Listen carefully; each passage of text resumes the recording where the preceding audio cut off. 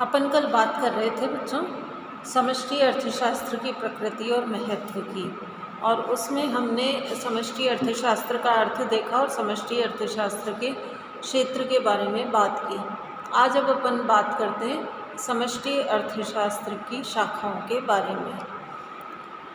व्यष्टि आर्थिक विश्लेषण की जिस प्रकार 3 शाखाएं होती हैं, उसी प्रकार समष्टि आर्थिक विश्लेषण की भी 3 शाखाएं होती हैं, जिनमें पहली शाखा है समष्टि स्थैतिकी, दूसरी समष्टि तुलनात्मक स्थैतिकी और तीसरी है समष्टि प्रावेगिकी।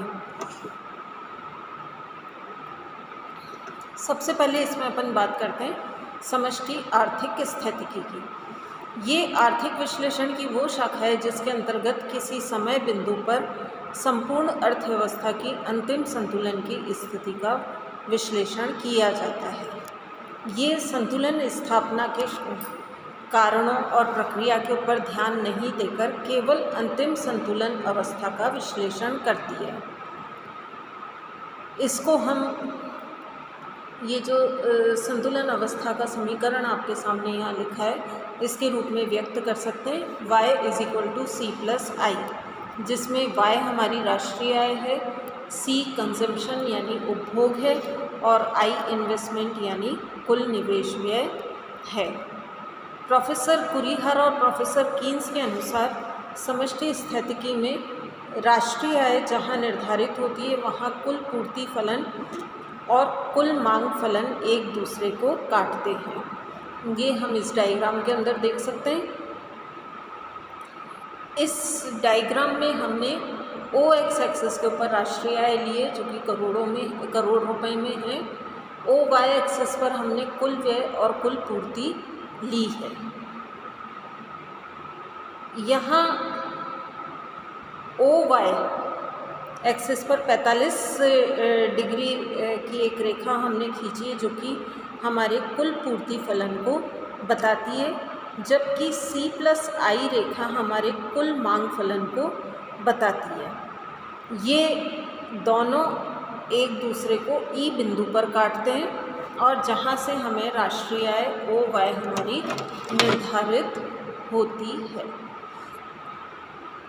इस तरह समष्टि स्थैतिकी संपूर्ण अर्थव्यवस्था का किसी समय बिंदु पर अंतिम संतुलन व्यवस्था का विश्लेषण करती है। ये संबंध समस्त पूर्ति फलन और समस्त मांग फलन में कोई परिवर्तन न होने पर काल पर्यंत स्थिर रहता है। अब मान लें अगर हमें उपभोग फलन दिया है और स्वायत्त व्यक्तिगत निवेश और स्वायत्त सरकारी व्यय की मात्रा स्थिर है, तो आय का संतुलन हम कैसे निकालेंगे? इसको हम इस समीकरण में ये जो हमने कैलकुलेशन इस डायग्राम के पास में की है, इसमें हम देख सकते हैं। हमने इसमें एक चीज़ में ऐड करना और भूल गई। ये समीकरण हमारा संतुलन अवस्था में y = C+i तो हो गई, लेकिन इस समीकरण को में हम जब सार्वजनिक व्यय को जोड़ते हैं तो ये समीकरण हमारा हो जाता है y = C+i+g, और इसी को हम आगे देखेंगे। अब इसमें C हमारा उपभोग फलन है और उपभोग फलन को हम C = a+by के रूप में भी लिख सकते हैं। A हमारा स्वायत्त उपभोग है, यानी वो उपभोग जो कि हमें आय मिले या न मिले लेकिन हमें जीवित रहने के लिए आवश्यक है, और B हमारी उपभोग की सीमांत प्रवृत्ति है, जो कि आय के साथ साथ बदलती जाती है। फिर निजी निवेश I है और निजी स्वायत्त निवेश और निजी निवेश को हम यहाँ बराबर मानते हैं, तो इसको हम I बार का नाम यहाँ देते हैं। सरकारी स्वायत्त निवेश भी हमारा G = G बार है। तो इस तरह से अगर हम देखें तो हमारे आय का संतुलन जो बैठता है वो बैठता है C की वैल्यू हम इसके अंदर पुट कर देते हैं, I की कर देते हैं, G की कर देते हैं, तो ये हो जाएगा y is equal to a plus b y plus I bar plus ji bar. y की वैल्यूज़ को एक तरफ ले आएँ तो ये हो जाएगा y माइनस बी वाई, क्योंकि राइट हैंड साइड पे बी वाई वैल्यू ही y की है, जो कि लेफ्ट हैंड साइड पे आके माइनस में कन्वर्ट हो जाएगी, पॉजिटिव से नेगेटिव हो जाएगी। और इधर हमारे पास में बचता है a plus I bar plus ji bar, या इसमें से हम y को कॉमन निकाल लें तो हमारे पास बचेगा 1 माइनस बी, और ये बराबर है a plus I bar plus ji bar के।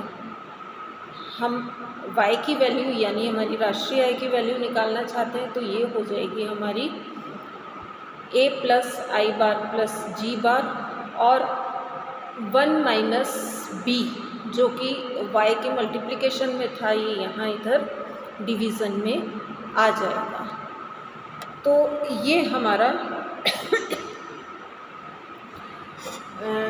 आय का संतुलन का समीकरण होगा।